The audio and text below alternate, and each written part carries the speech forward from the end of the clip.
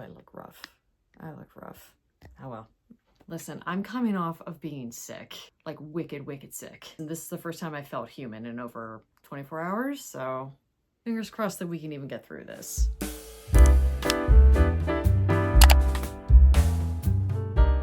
Hey everybody, CR Media Gal here, also known as Andrea. Welcome back to my channel. We are halfway through the year. Well, over halfway through the year now. It's now July. I'm quite proud of myself for sticking with my monthly reading wrap-ups. I know they don't get much of any views on this channel, but I enjoy doing them and I'm going to continue doing them. So now we are into my reading wrap-up for the month of June. I have a whopping 3. Yes, only 3 books. To share with you. That was partly because I was wicked busy in June. I worked 2 jobs and I was slammed. I was slammed, particularly with my second job. And I normally only have time to read at nights anyway. And I was just exhausted. So there were plenty of nights where I wasn't reading at all. Also, one of these books is nearly 1,000 pages. So it took me a while. To get through it. But that's okay. I had a really good reading month. Not only were these reads all over 4 stars, but I completed 2 series and continued with another series. Without further ado, let's jump right into my reading wrap up for the month of June. This should be short and sweet, she says as she likes to waffle. I'm gonna do my best to keep this short and to the point though. As per usual, I'm going to go in the order of when I read these. So starting in the month of June, I completed, to this point, the Emily Wilde series by Heather Fawcett. Emily Wilde's Compendium of Lost Tales. If you aren't following this series or this author at all, Heather Fawcett did say on her Instagram, this was probably at least a month ago now, that she actually has now 2 more books planned in the Emily Wilde series. I'm so ecstatic that this is not the end.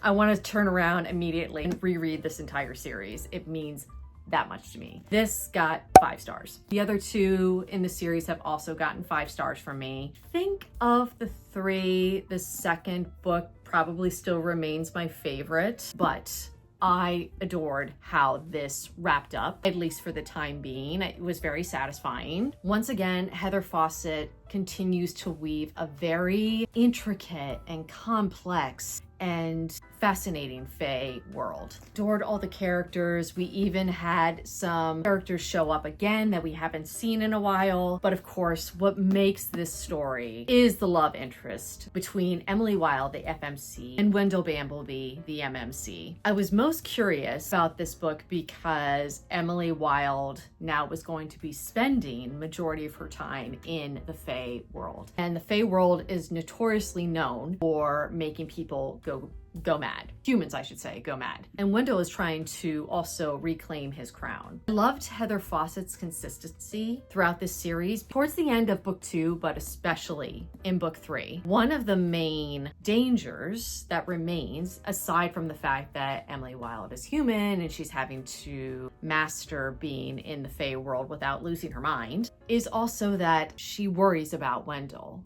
Because Wendell is not human. He's a fae prince, soon to be fae king, and she worries that the fae world will change him. They are notoriously known for their emotions changing on a whim, not always being very logical and being very inconsistent. There were a couple times in this book where she was genuinely a little scared of Wendell. But even Wendell goes so far as to tell her, like, keep me in check. One of the things about Fae World in this particular series is that one of the ways that humans can have some control over the Fae is to use their actual names. And we only found out Wendell's actual name, I think it was in this book. I don't think it was in book 2. I think it was in book 3. Repeatedly tells Emily, please, you can use my name. If you find that I am not behaving the way I should, please call me out on it and also use my name. But she refuses to because she wants him to remain himself on his own terms. There's a lot of emotional conflict in here. There's a lot of dangers still, and there's a lot of dark and grittiness. A lot of people call this light academia, and I don't really understand that take. I feel like, if anything, this is dark academia. The stakes remain very high, even though this is also part of the cozy fantasy genre. Definitely the elements of the cozy fantasy in here, but I think it's fast-paced. Maybe not as fast-paced as most fantasy readers expect, but I loved it. It did wrap up a little too quickly though. If I have any gripes about book 3, I did feel like a certain conflict towards the end was wrapped up a little too quickly for my liking. It was a little too convenient how everything played out. However, all of these books are, I believe they're all under 400 pages. Heather Fawcett continues to prove to me that you can do some incredible world building and tell an amazing story without making it like 1,000 pages and dropping in a lot of filler. She's a masterful storyteller. I can't wait to read more in this realm. This is definitely in like my top 3 fantasy and romantasy series of all time. Adore this. I want everybody to read it. I know it's been out for a hot minute. It's not a new series by any means, but if you've been on the fence, please give it a try. These are amazing books. This is a God tier series for me. I loved it that much. So 5 stars, well worth it. We're getting the next book in January, apparently. And I hope that release date doesn't get pushed back because I'm so thrilled and ready for more Emily and Wendell. Moving on to the thickest read of the month. I have made mention in a bunch of my reading wrap-ups this year that I intended to finish the Throne of Glass series by Sarah J. Maas in June. And I'm happy to say I met my quota and I read Kingdom of Ash in June. It took me a while to get through this book. This book, like I said, is nearly 1,000 pages. It's like just under that. And now I can proudly say that I read the Throne of Glass series. Please go back and read my other reading wrap-ups if you want my more detailed thoughts about the rest of the series individually, because I almost DNF'd this series. I'm glad I stuck with it. That being said, do I think it's the greatest fantasy series of all time? No. I ultimately gave this 4.25 stars. Same as I gave Empire of Storms and what was the other one? Was it Queen of Shadows? I might have given Heir of Fire 4.25 too. Over 4 stars, so I did enjoy it. There's no way I can talk about all of this series without giving away some spoilers. So I'm gonna pop up on screen here where you're gonna wanna skip to not be spoiled. We'll start off with my thoughts that are spoiler free. The biggest sticklers with this series have been a lot of recycled stuff I've already said in my past reading wrap-ups, so I'm not gonna spend too much time on it. I'm not a big fan of Aelin. I kept hoping throughout the series that I would grow to love her, and I just don't. But I enjoyed so many secondary characters that to me, it was worth sticking with the series just to see what happens to everybody else, basically. She's just not my favorite. She's just not my favorite FMC. There continued to be a major plot problem in Kingdom of Ash that we've seen throughout the other books. And that is really there not being much of any high stakes around Aelin. No matter how much Maas tries to gaslight us into caring about Aelin's fate and what she's going through, she always has something up her sleeve that the reader doesn't know about. We're kept out of the loop and in the dark, book after book after book. Even at the beginning, and sadly what she does go through in captivity is heartbreaking. That was difficult to read. I'm not disputing that at all, but I knew she was going to get out of it. I knew there was going to be some way she was going to get out of it because she always does. And there were a couple different scenarios like that for Aelin in particular. The reader's supposed to be afraid for her. And I can't lie, I never was. It's hard to build tension around a character when you know the author's gonna pull a ta-da moment every couple chapters. I don't like that. I find that's a writing cop-out. I think the reader should have been a little more clued in throughout the series on some of Aelin's planning and certain things that she was trying to do. That is a big issue to me personally. I think there are plenty of other readers out there that won't care about that and will like the surprises. I found it all a little silly and kind of amateurish, honestly. Now we're gonna get into the nitty gritty, and I am going to be talking some spoilers here. So skip ahead to, again, this part if you don't wanna be spoiled. This is war, and Maas has been building this war for so long, for so many books now. I gotta tell you, I was shocked and honestly a little disappointed that there weren't more deaths. Now, the deaths that we did have were heartbreaking. The 13, I don't think I'm ever gonna get over that. I was bawling my eyes out. I didn't see that coming. That was heart-wrenching. Manun, as I have stated many a time, is like my favorite FMC in this entire series. Just devastated for her. I feel like, and I'm praying that we might get more in the Maas universe on Manun because she lost everything. When you think about it, Aelin at the end of the day didn't lose all that much. She at least was able to maintain her core group of friends, her mates. They all survive. They nearly all survive. Manon loses everybody. She loses everybody. And what? She's just supposed to go back to the waste and rule? Her sisters are gone. Heartbreaking. Also, I feel like Manon and Dorian, I think they are tragedies this entire series, because like Manon, Dorian pretty much loses everything too. Nearly everything. He even talks about it at length a number of times when we switch to his scenes, that he doesn't feel he has much to live for. He's willing to take so many risks of his own life because he feels that he has nothing left to lose. Even though once again we got some crumbs between Manon and Dorian, I personally didn't get the sense that they were going to see each other again. They agreed not to pursue each other, really. I know a lot of fans seem to have hope that maybe they, in another realm, that they end up together. I didn't get that sense from my own personal readings. It's pretty sad. And they were like two characters that I really came to love. That was kind of disappointing. Gabriel dying was also very, very sad. I wasn't as connected to his character, to be perfectly honest with you, but it was very sad. I kept truly expecting, because every time we switched to their scenes, it was nothing but doom and gloom. I expected Adian to die. I really did, and honestly, I think he should have.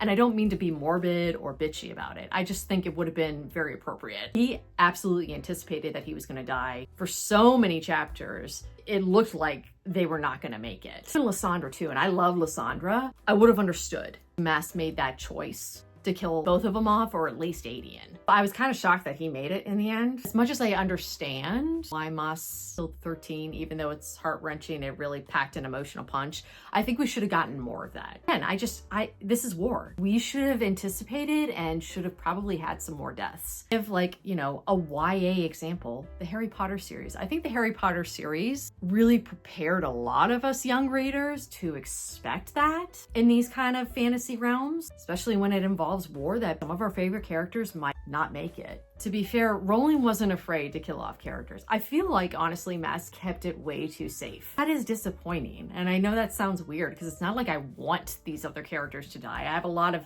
characters that I love, but like, it really should have happened. Also, I need to have a moment for Yrene. The baddest bitch in this entire book. Go and save the world, Yrene. Oh my god, that is like one of the best parts of this entire series for me. I will say though, I thought the way Erwin was taken out was a little too simple and convenient ultimately. Now, it did take more than Yrene, but Yrene was the main component to getting rid of him. It was a cool moment for sure. I just thought it was a little too easy ultimately.